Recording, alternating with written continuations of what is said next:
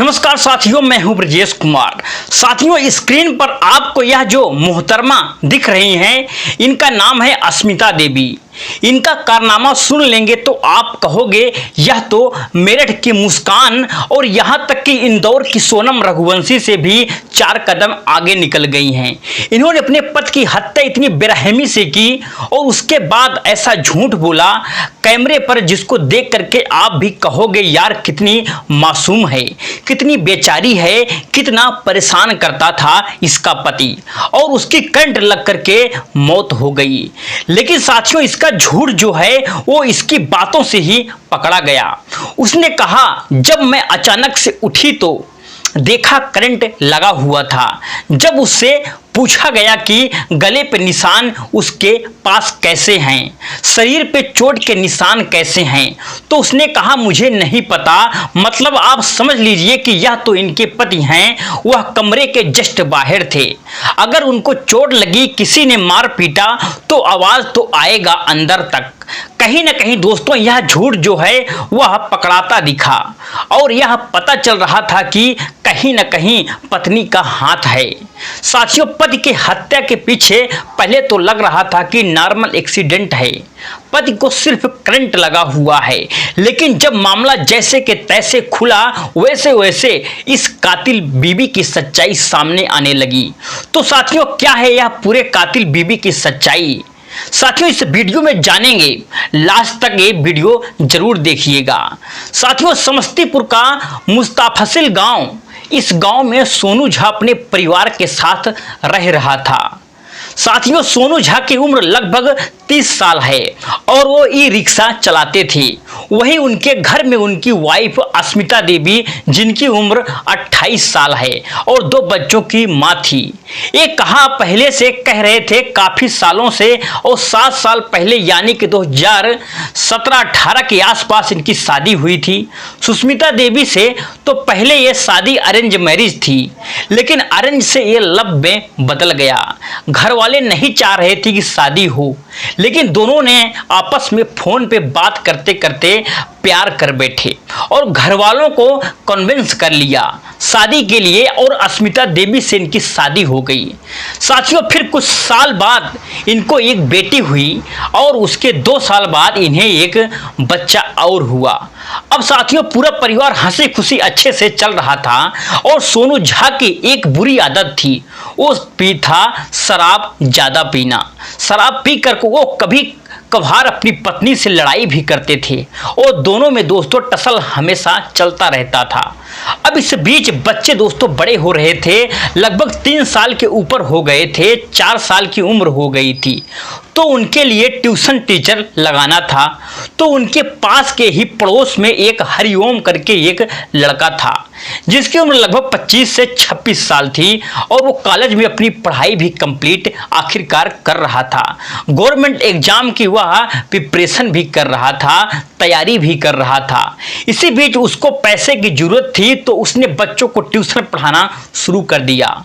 सोनू झा की मुलाकात हरिओम से हुई और हरिओम से वो कहता है कि तुम मेरे बच्चे को पढ़ा लो, पढ़ाओगे? सोनू कहता है तो हाँ, मैं जरूर पढ़ा लूँगा, मैं इतनी फीस लूँगा। तो दोस्तों वह डिसाइड होता है कि दोनों बच्चों को 500 महीने देंगे और महीने में लगभग 4 दिन आएंगे पढ़ाने के लिए।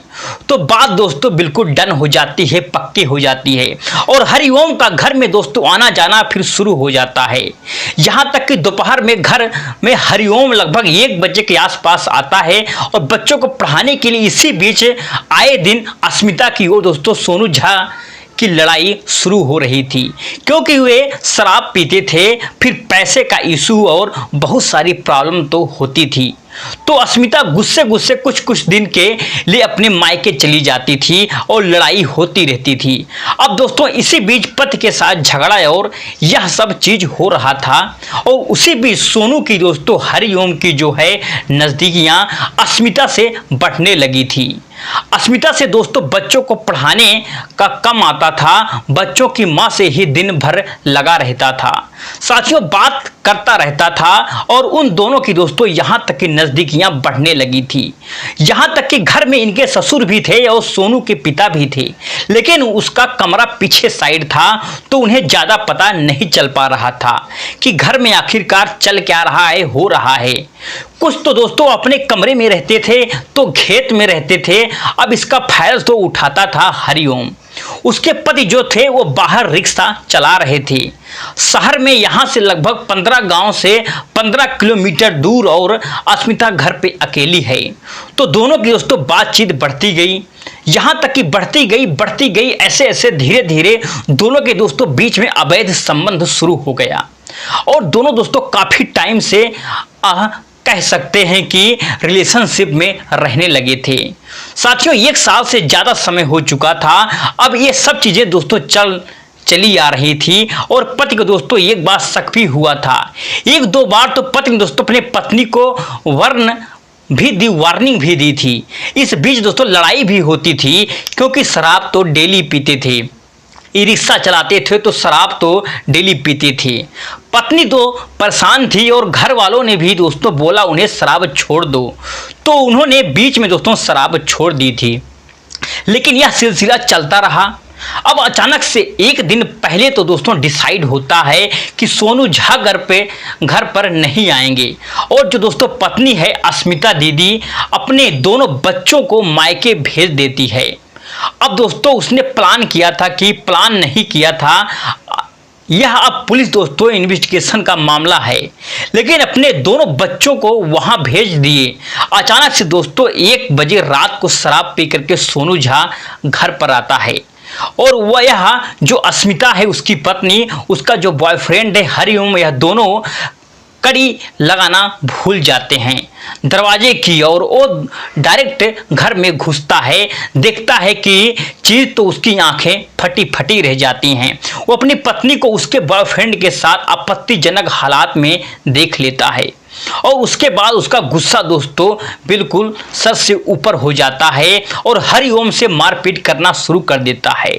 साथियों सोनू झा मारपीट करता है, लेकिन सोनू झा तो शराब पी जाए नशे में था और वो वैसे ही मतलब होश में नहीं था, तो उसको लड़ना तो उसके लिए पॉसिबल नहीं था। इसका दोस्तों फायदा हरिओम ने उठाया और हरिओम ने उसे बहुत मारा। हरिओम के साथ दोस्तों अस्मिता ने उसका साथ दिया और फिर लाठी डंडे से मार के दोस्तों यहाँ तक कि उसको अधमरा कर दिया गया। अब उसके बाद घर में दोस्तों एक तार भी थी और तार लाया और तार से उसका गला घोटा। जब मर गया तो नहीं चेक करने के लिए पत्नी ने बोला इसे करंट लगाओ। फिर अस्मिता के दोस्तों कहने पे हरिओम ने उसे करंट लगाया और करंट लगने के बाद दोस्तों उसको मौत के घाट यहाँ तक कि उतार दिया। साथियों बॉडी पे बहुत सारे निशान थे और उसके बॉडी को करंट के वायर को टच करा करके ऐसे बिठा दिया लगे कि इसके एक्सीडेंट डेथ है। और अस्मिता वो दोस्तों जो हरिओम है वह भाग गया और अस्मिता दोस्तों अपने कमरे में सो गई। जब दोस्तों अस्मिता सुबह उठी तो 4 बजे तो उसने जोर का चिल्लाना शुरू कर दिया। घर वाले दोस्तों सब वहां पर जुट गए। पिता जो आगे बैठे थे वो भी आ गए। फिर उन्होंने बताया कि देखो इन्हें करंट लग गया है, इनकी तो बिल्कुल मौत हो गई है। ऐसा सा जगह पे अब उनके पिता जो हैं दोस्तों सोनू के, उन्हें थोड़ा सा शक हुआ क्योंकि उन्होंने देखा कि बेटे के पीछे पर लगभग 10 से 15 डंडे निशान हैं, गले पे उसके निशान हैं, गला घोटना बिल्कुल निशान लग रहा था। तो ये तो करंट लगने से नहीं हुआ है, ये तो बिल्कुल साफ हत्या है। और कहीं ना कहीं उनकी पति बहू पर शक गया और वो शक भी क्यों था मैं आगे बताऊंगा। फिर उन्होंने तुरंत दोस्तों पुलिस को फ़ोन किया और पुलिस आई। मौका वारदात पे मीडिया वाले भी आए और यहाँ तक कि मीडिया वालों ने जैसे तैसे मैंने आपको स्टार्टिंग में सुनाया, मीडिया वालों ने बातचीत की और सोनू की दोस्तों पत्नी अस्मिता से। तो अस्मिता ने कैसे कैमरे पे इतना इजीली दोस्तों झूठ बोल दिया। पुलिस ने भी पहले देखा डेड बॉडी तो पुलिस को भी दोस्तों बिल्कुल शक था ये मर्डर है, ये तो वो है ही नहीं, करंट लगना, एक्सीडेंट से मौत हो ही नहीं सकती थी। साथियों फिर पुलिस ने तुरंत डेड बॉडी को पोस्टमार्टम के लिए आखिरकार भेज दिया और फिर पुलिस को दोस्तों पूछताछ के लिए बुलाया गया।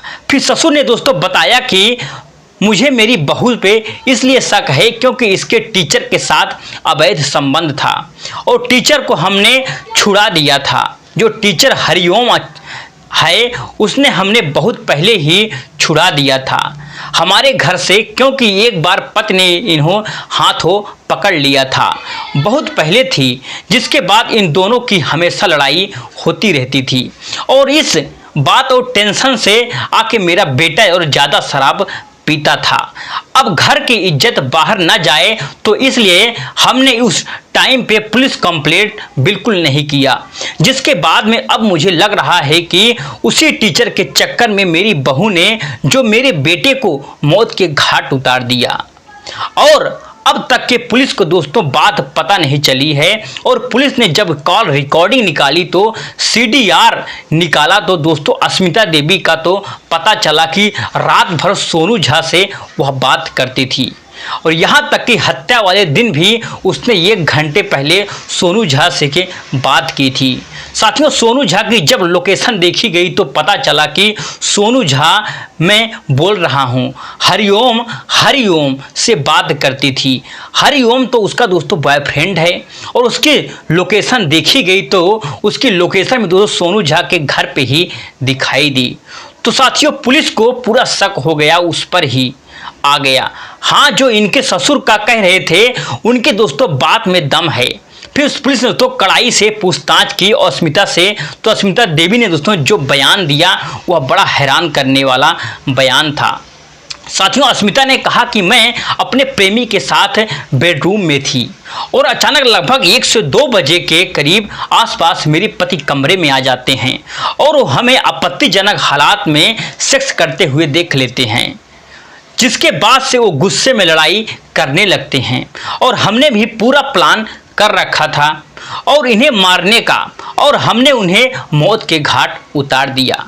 जिसके बाद सोनू जो है दोस्तों हरिओम जो है वह घर से भाग गया मारने के बाद और हमें मर्डर करते पहले है हमें यह चेक करना था कि ये जिंदा तो नहीं बचे हैं, तो हमने इन्हें बिजली का करंट भी दिया इनके दाहिने हाथ पे और करंट देने के बाद पूरा चेक किया, पूरी तसल्ली हो गई कि मर गए। तब हम यहाँ से मैं अपने कमरे में सोने के लिए चली गई और जो मेरा बॉयफ्रेंड है वह भाग गया। सोनू अभी भी जो हरिओम है अभी भी है और पुलिस की गिरफ्त से बिल्कुल बाहर है। साथियों पत्नी को पुलिस ने कस्टडी में ले लिया और आगे की तफ्तीश जारी है। अब दोस्तों उस कोर्ट में उस मजिस्ट्रेट के सामने इनको पेश किया जाएगा और मजिस्ट्रेट अब इनकी रिमांड देंगे और यह इन्हें जुडिशियल कस्टडी में यहाँ तक कि भेज देंगी। साथियों यह घटना आपको कैसी लगी? अगर आपको अच्छी लगी तो वीडियो को लाइक, चैनल को सब्सक्राइब करना ना भूलिए। जय हिंद।